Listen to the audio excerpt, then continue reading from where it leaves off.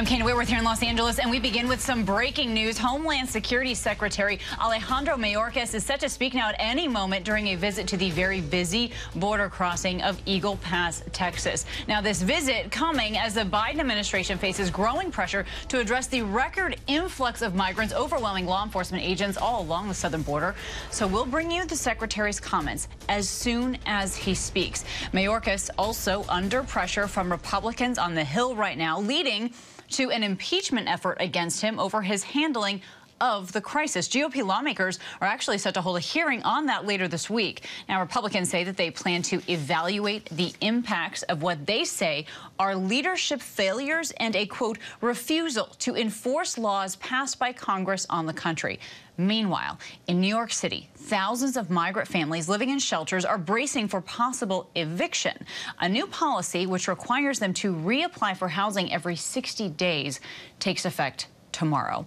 And in New Jersey, Democratic Governor Phil Murphy is asking bus companies that are transporting migrants to provide 32 hours advance notice of arrivals to the state's Office of Emergency Management. This is happening as Texas Republican Governor Greg Abbott is busing and flying migrants from the border to these Democrat-run cities. So ABC News foreign correspondent Matt Rivers is live for me right now in Eagle Pass, Texas. Matt, thank you so much for joining us.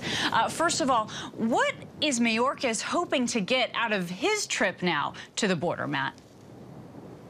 Well, there's no question, Kana, that Mayorkas knows what Republicans are saying. He hears it all the time. He knows that there was some 60-plus House Republicans who came right here to Eagle Pass, Texas, where Mayorkas is right now today, last week. He knows all of that, and he knows that they're saying that he is derelict in his duties as the Secretary of Homeland Security. His argument on the other side of all of that is that he's being dealt an extremely bad hand because of the situation already on the ground and the fact that no comprehensive immigration reform has been passed by the U.S. Congress in decades. He's basically saying that he, as the leader of DHS and the men and women that work underneath him, are doing the best they can within a broken system. So he knows what Republicans are saying, but he's also coming down here to show that in his argument, they're doing the best they can, and that is certainly the message that he's down here pushing. He's also talking about the fact, Kana, that even though we saw record high numbers of migrants last month, the number of migrants crossing here behind me now are lower, and he's here to definitely take some credit for that.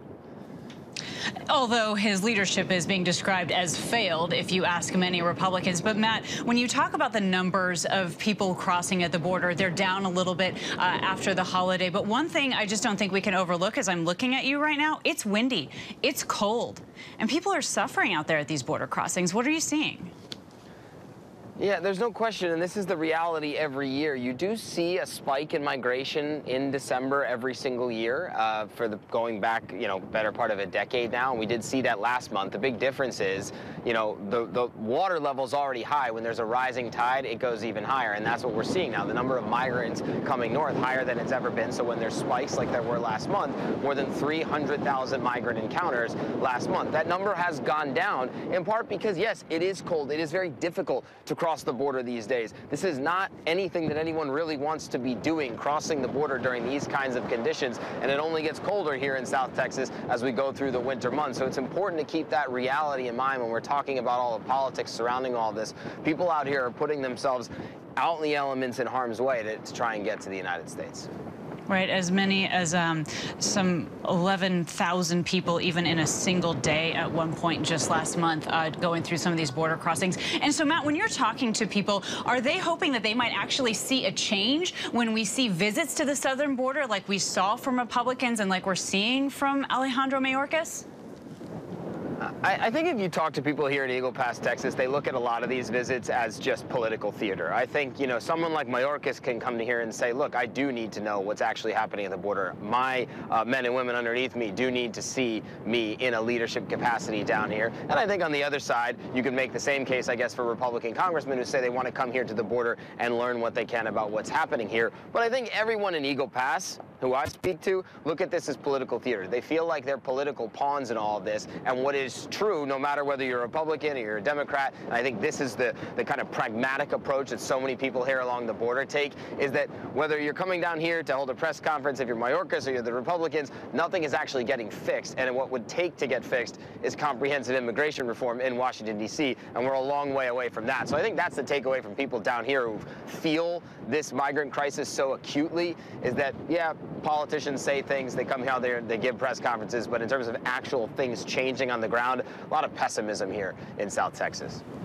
Certainly pessimism there, but we are hearing from senators who say they're working on these negotiations. They remain hopeful that they could at least present a concept by week's end, so we shall see. Matt Rivers will be checking in with you throughout the day. Thank you so much out there in Eagle Pass, Texas. And again, I want to remind our viewers that we will, of course, bring the statements from Alejandro Mayorkas as soon as he starts to talk down there in Eagle Pass, Texas. But for now, we're going to move on to a new round of court filings related to the late sex offender Jeffrey Epstein were released today. Now, this new batch includes 17 documents in addition to the hundreds of records that have been unsealed since last week. The documents released today include a number of photographs from Sarah Ransom, and you see her in this picture. She's the one on the far left. Her face is not blurred out. An accuser of Epstein and his former champion, Ghislaine Maxwell, who became involved in litigation as a potential witness in a settled civil defamation lawsuit. Ransom was deposed and provided dozens of photographs showing Epstein, Maxwell, herself, and other young women and girls on the disgraced financier's private island.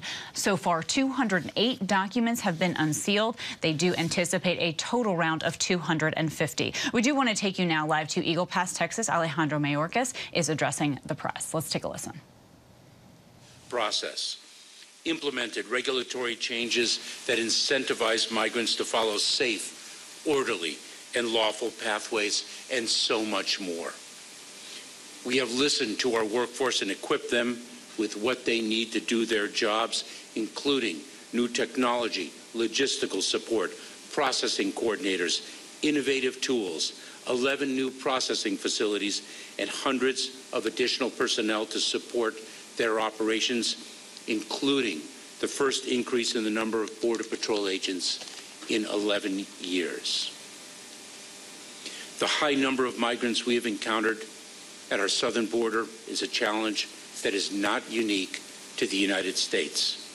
Countries throughout our hemisphere, in fact, throughout the world, are experiencing an unprecedented number of displaced people fleeing poverty, authoritarian regimes, homes destroyed by extreme weather events, corruption, and violence. The regional challenges require regional solutions, and that is why Secretary of State Blinken and I, with the White House Homeland Security Advisor Sherwood Randall, were in Mexico 2 weeks ago, why I spoke with Panama's Minister of Security last week, and why, among other engagements in the region, I will be traveling to Central America in the coming weeks, as I have throughout the past 3 years.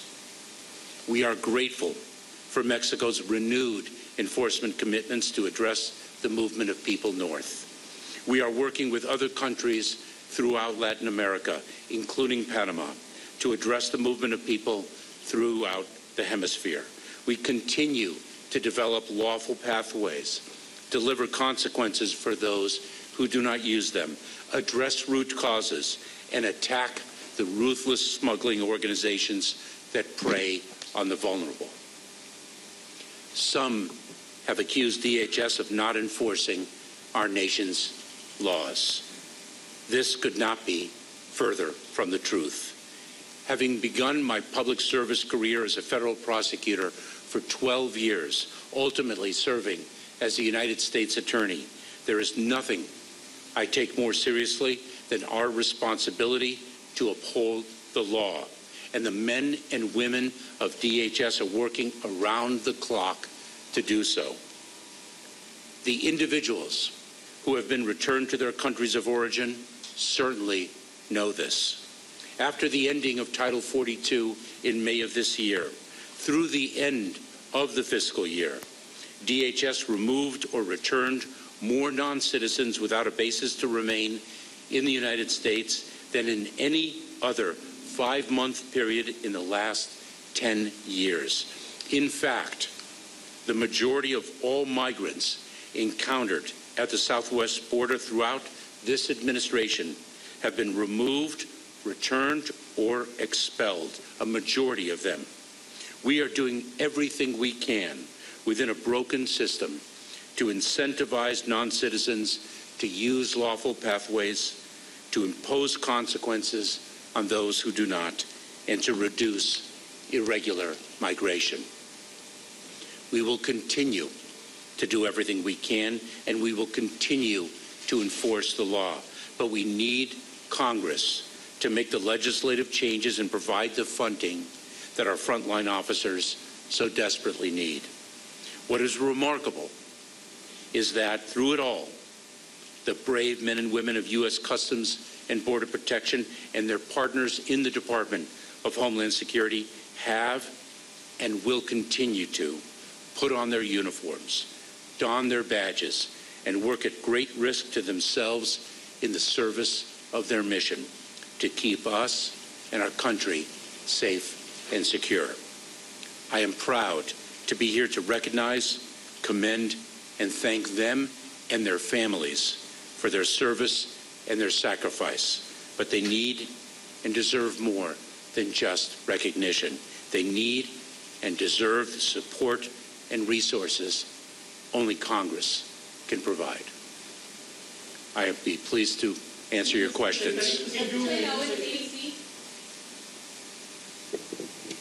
Hi, Mr. Secretary. Thank you. Thank you for holding this press conference. Why were the apprehension numbers in December so high? And are you confident that if Congress grants these resource requests, will that be enough to take care of future surges? As I mentioned, I have been privileged to participate in the negotiations, the bipartisan negotiations with both Republican and Democratic senators. If fixes to our broken immigration system are indeed delivered, if they are indeed legislated, and the resources we need to implement those legislative changes and address the under-resourcing of our agencies, I am confident that that will have a dramatic impact on the number of encounters we are experiencing at the southern border. With respect to your question about the December surge, that was certainly an extraordinarily high number of encounters. It coincides with a time when Mexican enforcement was no longer implemented. The Immigration Enforcement Agency in Mexico was not funded. It is what prompted President Biden to reconnect with President López Obrador, as he has done consistently throughout his administration. The two have a very close working relationship. It is why I, Secretary Blinken, White House Homeland Security Advisor Sherwood Randall, traveled to Mexico 2 weeks ago to ensure their recommitment of immigration enforcement authorities and resources, and for us to also recommit our partnership, not only in the enforcement arena, but critically in ensuring the economic prosperity of both our countries, given our tremendously close economic relationship. Mr. Secretary, you have mentioned a bunch of things that the administration is trying to do, but a new poll shows that 75% of the American people aren't getting it. What can you do message-wise to convince the American people that what's going on with the immigration, as far as the administration is concerned, is in America's best interest? So it is opportunities like this that I will use to communicate the facts to the American people. As we all know all too well, the issue of immigration is an issue that is highly politicized, and it is very important that the American public understand the facts, the extraordinary dedication of the Department of Homeland Security's personnel. All this administration has done, and it's very important that they understand that the challenge that we are experiencing is a challenge that is a function of a number of factors. Number one, what we are experiencing at the southern border is not unique to the southern border or to the United States. The entire hemisphere is gripped with a level of migration that is unprecedented in recent history. In fact, it is something that is gripping the entire world. Number two, we are dealing with fundamentally a broken immigration system, and one that has been in dire need of repair for more than 3 decades. But within the constraints of a broken immigration system, at a time when the world, and this hemisphere in particular, is experiencing an unprecedented level of displaced people, we are creating creative solutions to a significant problem that is not unique to us. And there you heard Homeland Security Secretary Alejandro Mayorkas speaking to the press and to the public live in Eagle Pass, Texas. He is addressing the very dramatic and unprecedented influx of migrants that we are seeing at the southern border in the United States, although he has pointed out multiple times that, according to him, this is not a uniquely United States problem. He said this is a problem that needs regional solutions because it is a regional problem. He went on to call our immigration system broken multiple times. He said they're working to create lawful pathways and to impose consequences on those who break the law. Again, he talked a little bit about the smuggling institutions as well, and he did address the fact that the Department of Homeland Security has been accused of not enforcing the nation's laws by House Republicans who are looking to impeach him, and he unequivocally said that, in his opinion, that is not true. And then he again pointed the finger right at Congress. He says they need some legislative changes, and if they get those, they will help address the under-resourcing that they have there at the border. So for more, I want to bring in our ABC News' Matt Rivers, who is live for us in Eagle Pass, Texas, along with ABC News contributor and award-winning Hispanic journalist Maria Elena Salinas. So thank you so much for joining us, to both of you. So Maria, I'd like to start here with you and essentially just get your reaction to what you heard from him there. Again, it appears that we keep seeing our United States leaders heading down to the southern border, and they do a lot of talking, and then we don't see a lot of action in the aftermath. What's your take? Exactly. I was not surprised at anything he said. I think he was right on point when he said that this is a regional problem. It's not the U.S. I mean, you think that there's at least, some 8 million Venezuelans that have left, and about 2 million of them have come into the U.S. That means that the rest of them are spread around Latin America. So a lot of Latin American countries also have the same problem of high immigration. But, it's very difficult for Secretary Mayorkas to lay out any specific plans to stop the flow of migrants to the border, because it's a problem with so many layers, so many different players that need to contribute. He has to be very careful also to not make promises that he can't keep or that are not in his hands to keep.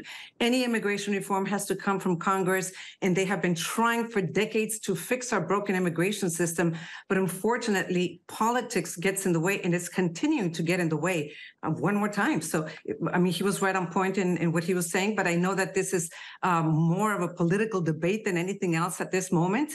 And sometimes people will just not listen to the reality on the ground, the reality in the region, the reality in the world that is driving all of these people to come to our border to try to enter in search of a better life, in search of safety, to seek asylum.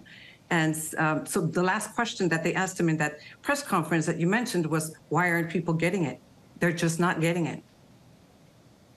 Just not getting it across the board. And you're right, they do talk a lot about politics and policy here, but we're showing video of real people, young children that are at the border. And so you're right to bring all of that up. And Maria, I know you'll be talking more about this throughout the show. And Matt Rivers, as we check in there with you, again, on a chilly, windy day. One thing that he said that surprised me is he said, we feel like we have equipped Customs and Border Protection with what they need to do their jobs. And he said that under his administration, they've seen the first increase in Border Patrol agents that they've had in some 10 years. But, Matt, he's still calling on Congress. We're all watching Congress to see what they can do to make changes here at the southern border. And he said that they need to make these very specific legislative changes. What are some of the things that you think he's hoping for? Well, I mean, it starts with funding across the board. I mean, that's one thing that you hear from the Biden administration consistently, is that one of their gripes with House Republicans right now is that House Republicans have refused to consider or pass any additional funding measures for not only for the border, but Ukraine and for Israel, unless they get some of their border security measures passed. So that's something we hear from the administration across the board, is that they need more funding. They need more asylum processing agents. They need more Border Patrol agents. They need more people working at the ports of entry here. They need a lot of different things that Mayorkas has asked for consistently, and that very specific messaging is what we've heard before from Mayorkas. Kana, he comes down here, he says the system is broken and they're doing the best they can with what they have. All right, well, we'll see where it goes from here. Matt and Maria Elena, thank you so much. Hi, everyone. George Stephanopoulos here. Thanks for checking out the ABC News YouTube channel. If you'd like to get more videos, show highlights, and watch live event coverage, click on the right over here to subscribe to our channel. And don't forget to download the ABC News app for breaking news alerts. Thanks for watching.